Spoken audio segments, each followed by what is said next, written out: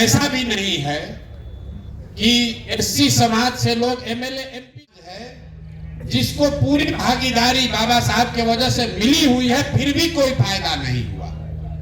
अति पिछड़ा समाज के लोग अगर कहते हैं कि भैया हम लोग को भागीदारी चाहिए, एससी समाज के लोग तो ये भी नहीं कह सकते। भागीदारी तो आपको बाबा साहब के वजह से पहले से मिली हुई है, कोई वो छीन नहीं सकता। इसलिए ये चिंतन की जरूरत है कि भागीदारी के बावजूद आपकी दशा क्यों नहीं। आपको क्या बताता है कि किसी व्यक्ति के एमएलए बनने से, किसी के एमपी बनने से, तो चाहे जनसुराज से बन जाए, कांग्रेस से बन जाए, किसी दूसरे दल से बन जाए, उससे समाज सुधर जाए ये जरूरी नहीं। प्रशांत किशोर बन जाएंगे, मनोज भारती बन जाएंगे, जनसुराज की सरकार आ जाएगी तो सब सुधर जाएगा, ऐसा नहीं है। ऐसा होता तो बहुत लोग पहले बने हुए हैं। जगजीवन राम जी यहाँ से उप प्रधानमंत्री बन गए, हम उन्हीं के क्षेत्र सासाराम से आते हैं। वहां दलितों की स्थिति किसी दूसरे क्षेत्र के दलितों से अलग नहीं। रामविलास जी इतने लंबे समय तक बहुत बड़े नेता रहे, लेकिन पासवान समाज की स्थिति बहुत अच्छी हो बिहार में, ऐसा नहीं। मांझी जी यहाँ मुख्यमंत्री बने, अभी भी मुख्यमंत्री हैं, बड़े मंत्री हैं केंद्र में, लेकिन आज भी मांझी समाज की क्या स्थिति है ये आपसे छुपी।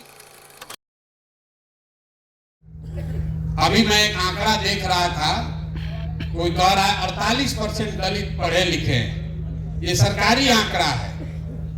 सिर्फ 3%, 100 में 3 दलित समाज के बच्चे 12वीं पास करते हैं बिहार में। 100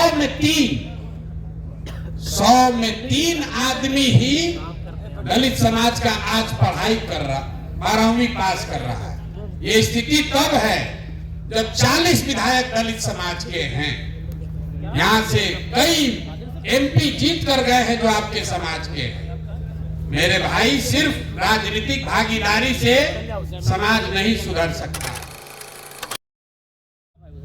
हमने पैदल चलते हुए जो अनुभव किया, हमने गांव-गांव में देखा, दलितों की जो सबसे बड़ी परेशानी है वो है सामाजिक शिक्षा का अभाव।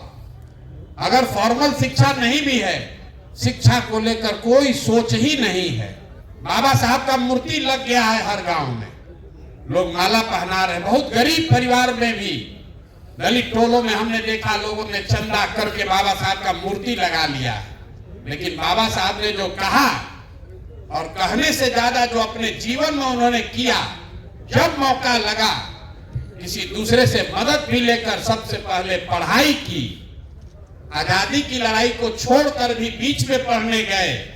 ये बात बताती है कि शिक्षा का कितना बड़ा महत्व उन्होंने खुद समझा था। तो बाबा साहब को श्रद्धांजलि सिर्फ जय भीम नारा लगाने से नहीं होगा, अपने बच्चों को पढ़ाने के लिए कुछ कीजिएगा, तब कुछ बात बनेगी। यहाँ से विधायक कितना आदमी बन सकता है? अगर बहुत जन सुराज का आंधी आ जाएगा तो 40 आदमी बन जाएगा। दलित समाज के जितने साथी हम लोग से जुड़े हुए हैं, हर आदमी तो विधायक नहीं बन सकता है। इसीलिए जो अभियान हम लोग शुरू कर रहे हैं, ये वोट मांगने का अभियान नहीं है। जन सुराज का सरकार बने न बने, हम लोग को सफलता मिले न मिले, लेकिन एक बात तय है, अगले 1 महीने में आपकी मदद